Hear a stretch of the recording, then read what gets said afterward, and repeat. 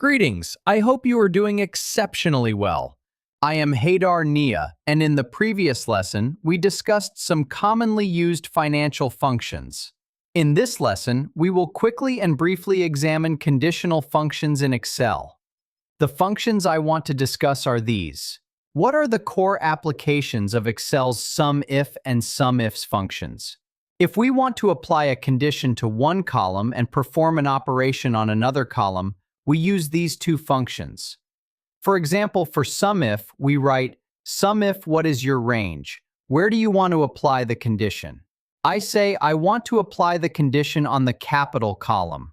Comma. Note, when I say comma, I mean semicolon. In your Excel, the separator might be defined as a semicolon. In my Excel, it's a comma. You can change this from the control panel settings. It asks, what is your criteria? I say, my condition is that it should be greater than 5 million. Pay attention. Since you are providing the condition as a separate expression, it must be enclosed in double quotation marks. Comma.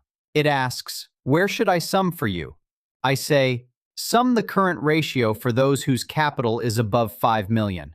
The result is 11.82. 2. This sum represents a set of options or entries, which I will teach you how to view later. What is SUMIFS? In the SUMIFS function, you can apply conditions to multiple columns and then sum a single column. In SUMIF, there was one condition and one result. In SUMIFS, there are multiple conditions and one result. For SUMIFS, we write SUMIFS. Here, it's the reverse of SUMIF. First, it asks, where do you want to sum? Then, on which column is the first condition? What is its condition? On which column is the second condition? What is its condition? On which column is the third condition? And so on. I say, sum the current ratio for me. This time I want to sum those whose capital is greater than 5 million and their gross profit margin is greater than 25. Sum those for me. I say, let the sum range be the current ratio column. Comma. What is the first column you want to apply a condition to? I say, the capital column. Comma. It asks, what is the condition? I say, greater than 5 million, in double quotation marks. Comma. What is the second condition column? I say, gross profit margin greater than 25, and I put the condition in double quotation marks. The result is 10.28. This means the sum of the current ratio for entries whose capital is greater than 5 million and whose profit margin is greater than 25 is 10.28. Now, since it's exactly equal to Microsoft's current ratio, it's probable that only this one item met these conditions. AVERAGEIF and AVERAGEIFS are exactly like SUMIF and SUMIFS. The only difference is that they sum there, but here they calculate the average. For AVERAGEIF, I say, the range is the capital column, with the condition being greater than 5 million, and sum the current ratio column. The result is 1.54. For AVERAGEIFS, we write equals AVERAGEIFS dot. It asks, where should I average? The current ratio. Which is the first condition column? Capital. What is its condition? Greater than 5 million. Which is the second condition column? Profit margin. What is its condition? Greater than 25. The result is 10.28. Now we want to see which companies met these conditions and which did not. We must use the if and if/or functions. In the IFN function, we tell Excel to show values for which all conditions are met. In the if/or function, we tell Excel to show values for which at least one of the conditions we set is met. So we write equals if dot, open parenthesis, and, open parenthesis. Here we put our conditions. We say, capital is greater than 5 million. Note that you don't need double quotation marks here. When you want to write text directly within a formula, you must enclose it in double quotation marks. However, here you are putting a condition for this specific cell. And gross profit margin is greater than 25. Close parenthesis.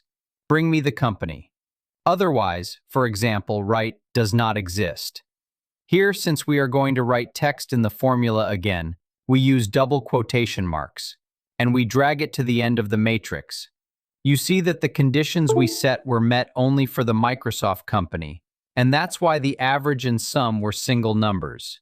If I set the capital condition to be greater than 2 million here, the average and sum will change.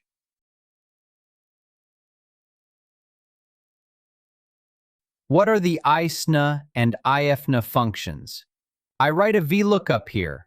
Here I write, search in this matrix, find this cell, and bring me the fifth column. It brings me the number. Now, in the ISNA function I ask, does this cell have an #NA error or not? It says false, meaning there is no error. Now, if I enter a symbol that is not in our matrix, for example the Pepsi symbol, it becomes true, meaning it has an #NA error. IFNA asks, now if there was an #NA error, what should I do? I write equals IFNA. If it had an #NA error, write symbol does not exist. Now, because the Pepsi symbol is not in our matrix, it wrote symbol does not exist. If we put the Tesla symbol, it brings us its number. Well, there are other errors in Excel besides #NA. ISERROR and IFERROR are used for all Excel errors, and their usage is similar to the ISNA and IFNA functions. We write ISERROR. Check this cell to see if it has an error or not.